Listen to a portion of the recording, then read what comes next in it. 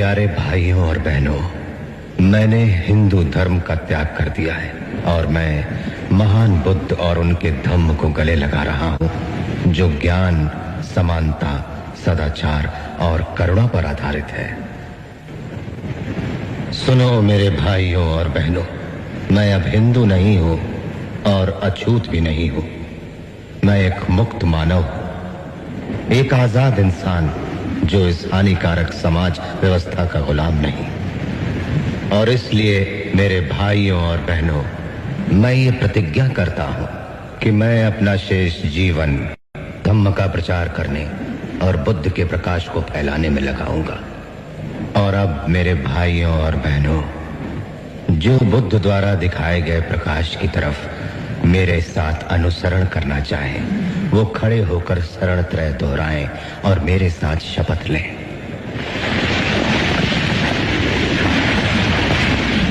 मैं भगवान बुद्ध के बताए हुए 10 नीति वचनों का पालन करूंगा।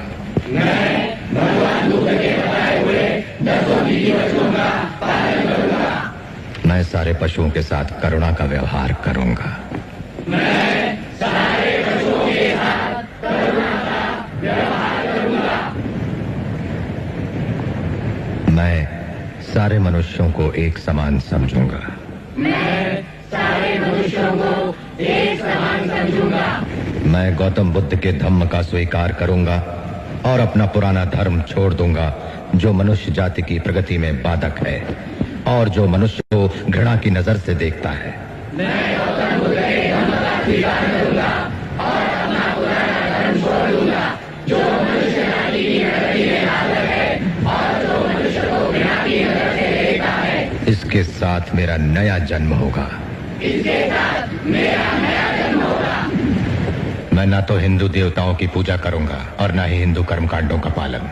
मैं ना तो हिंदू देवताओं की पूजा करूंगा और ना ही हिंदू कर्मकांडों का पालन। आज के बाद जो 3 सिद्धांत बुद्ध ने बताए हैं, प्रज्ञा, सन्मार्ग और करुणा, जीवन भर मेरे कर्मों को दिशा देते रहेंगे।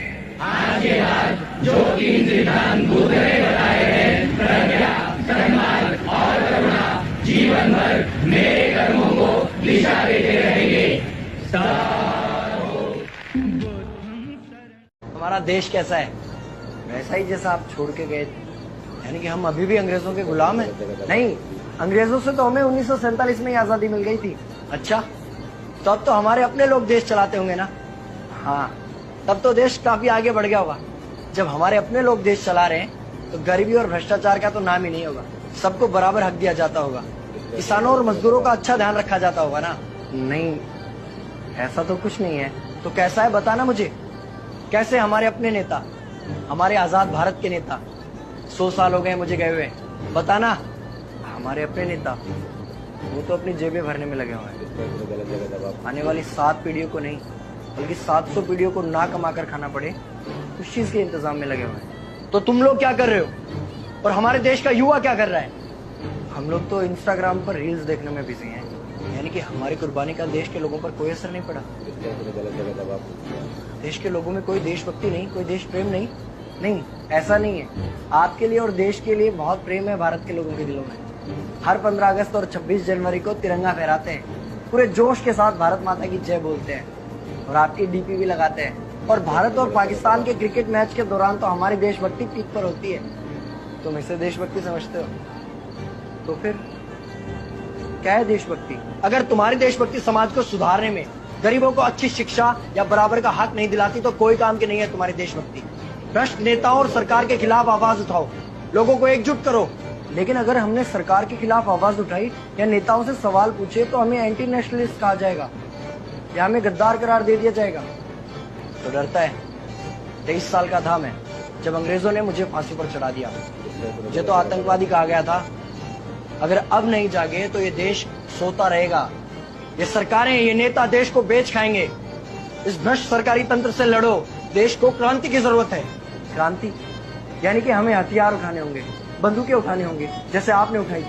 नहीं, हमारी क्रांति विचारों की थी। जब अंग्रेजी हुकूमत ने हमारी आवाज नहीं सुनी तो हमने और जोर से आवाज लगाई और अपने विचार रखे।